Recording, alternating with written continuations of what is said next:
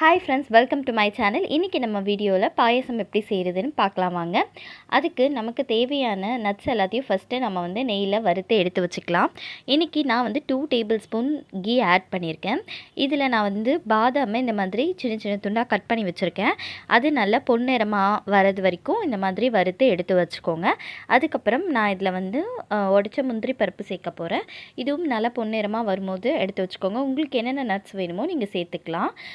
அதுக்கப்புறமா திராட்சையும் இந்த மாதிரி வறுத்து எடுத்து வச்சுக்க போகிறேன். நல்லா பலூன் மாதிரி ஆகும்போது இந்த திராட்சையும் நல்லா வறுத்து எடுத்து வச்சுக்கோங்க. இது எல்லாத்தையும் ரெடி பண்ணி வச்சுட்டதுக்கப்புறமா நான் இன்றைக்கி 3 ஸ்பூன் அளவுக்கு ஜவ்வரிசி சேர்த்துருக்கேன். நம்ம நார்மலாக யூஸ் பண்ணுற ஸ்பூன் கிடையாது. இந்த பால் பவுடர் அந்த மாதிரியெல்லாம் மெஷர் பண்ணுறதுக்கு ஒரு சின்ன ஸ்பூன் வரும். இதில் நான் வீடியோவில் ஃபர்ஸ்ட் ஜவ்வரிசி போடும்போது உங்களுக்கு காட்டியிருப்பேன்.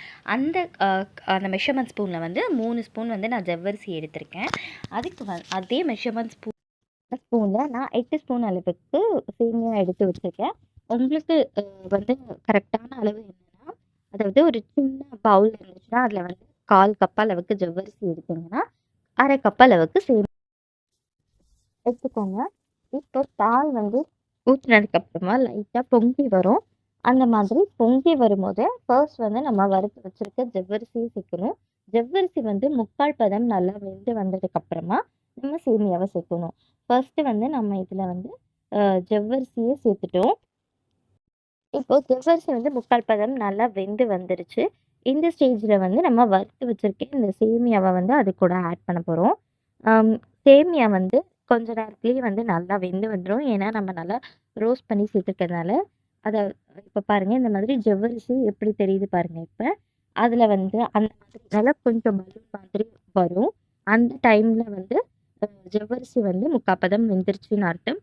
கொஞ்சம் லைட்டாக ஒயிட்டாக இருக்கும். மீதி நல்லா கண்ணாடி மாதிரி இருக்கும் ஜவ்வரிசி. அதுதான் 3/4 பதம் வெந்ததுக்கான இது. அதுக்கப்புறமா நீங்கள் சேமியாவை ஆட் பண்ணிவிட்டு இந்த அளவுக்கு நல்லா வெந்து வரணும் சேமியா. அது அளவுக்கு நல்லா குக் பண்ணிகிட்டே இருங்க.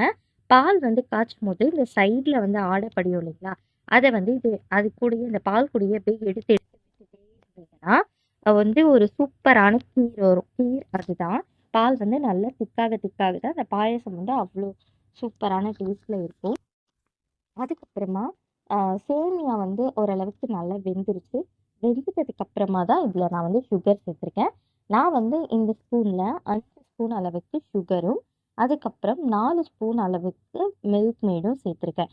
5 டேபிள் ஸ்பூன் அளவுக்கு சுகர், 4 டேபிள் ஸ்பூன் அளவுக்கு மில்க் மேட், அதாவது கண்டென்ஸ்டு மில்க் சேர்த்துருக்கேன். நீங்கள் இது இன்னும் ஒரு நல்ல ஸ்மூத்தியான டெக்ஸ்சர், ரொம்ப க்ரீமியாக குடிக்கொண்டதுக்காக தான் நான் கண்டென்ஸ்டு மில்க் சேர்க்குறேன். இது ஆப்ஷனல் தான். கண்டென்ஸ் மில்க் வேணாம் அப்படிங்கிறவங்க சுகரும் நீங்கள் டேஸ்ட் பார்த்துட்டு இன்னும் கொஞ்சம் எக்ஸ்ட்ரா போட்டுக்கலாம்.